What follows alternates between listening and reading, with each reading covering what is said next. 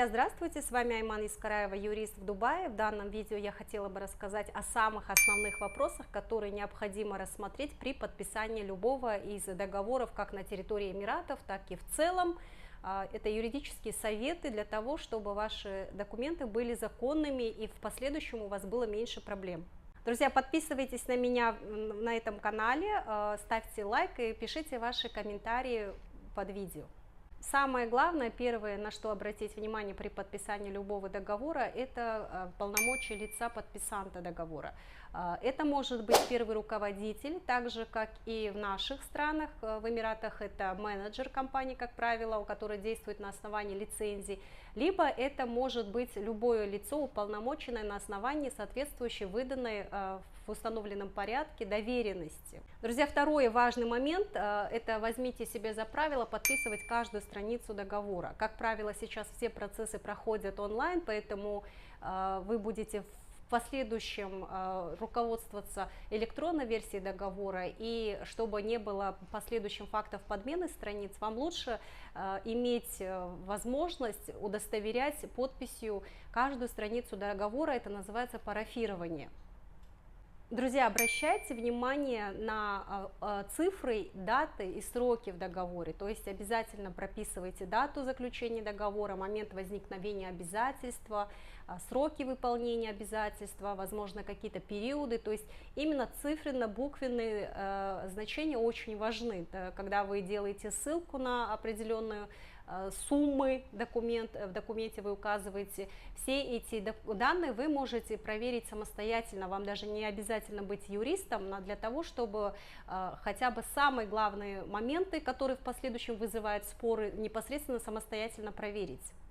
Самыми существенными условиями любого контракта, любого договора являются именно его существенные условия, называется в юридической терминологии, это срок, сумма, предмет договора, это те вещи, которые в будущем, возможно, могут быть оспорены. Поэтому, друзья, в первую очередь обращайте внимание на самые существенные условия в вашем контракте, к чему вы пришли путем устного переговоров, и в дальнейшем вы это должны без разночтений, без иного толкования предусмотреть в ваших контрактах. Я говорю сейчас о предмете договора, то есть это непосредственно то, чем вы будете заниматься, о чем договариваются стороны, это самое главное, одно из главных существенных условий. Далее срок договора, сумма, на которую вы договариваетесь, период исполнения и все иные самые существенные моменты в правах и обязанностях, которые необходимо обязательным образом отразить в контракте.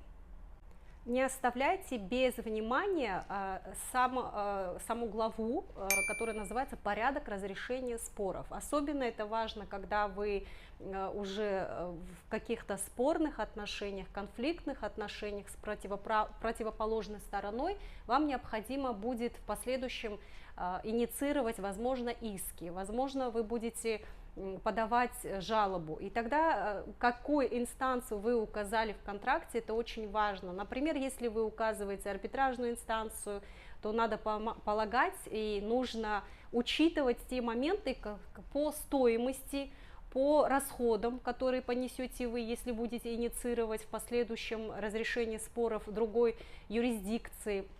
Надо понимать по судоисполнению, каким образом будет исполняться. Вот эти очень важные моменты также необходимо обратить внимание, то есть кем будут разрешаться ваши споры в последующем. Имейте в виду, что зачастую решение арбитражной инстанции в последующем исполнить будет, наверное, не так проще, то есть зависит от вида контракта, от вида арбитражной инстанции. Также необходимо понимать, что при решении, в частности, на территории Эмиратов, государственных судов решения, они исполняются непосредственно самой же инстанцией, государственными судоисполнителями, то есть это гораздо более легче исполнить в последующем. И ряд других моментов, которые необходимо именно по порядку разрешения конфликтов в будущем предусмотреть в ваших контрактах. Друзья, очень важный момент, пожалуйста, если у вас длительные отношения, то вам необходимо периодически делать акты сверки взаиморасчетов, то есть когда платежи поступали, и это, как правило, зачастую делается бухгалтериями, наших стран это достаточно такая распространенная практика, но что касается в отношении международных контрактов, особенно в Эмиратах, где не ведут так бухгалтерию, как в наших странах, то есть вот этот момент очень важно, и, конечно, это важно для того, чтобы в будущем избежать каких-то спорных вопросов по расчетам, поэтому делайте акты сверки взаиморасчетов еще и потому, что вам необходимо будет иметь один единый документ в будущем, нежели кипу квитанций, которые будут, и платежных документов, которые вдруг, если у вас будут судебные споры, надо переводить на арабский язык, соответственно, это будет еще занимать очень большой объем документации, переводов и расходов в будущем для стороны, которая инициирует процесс.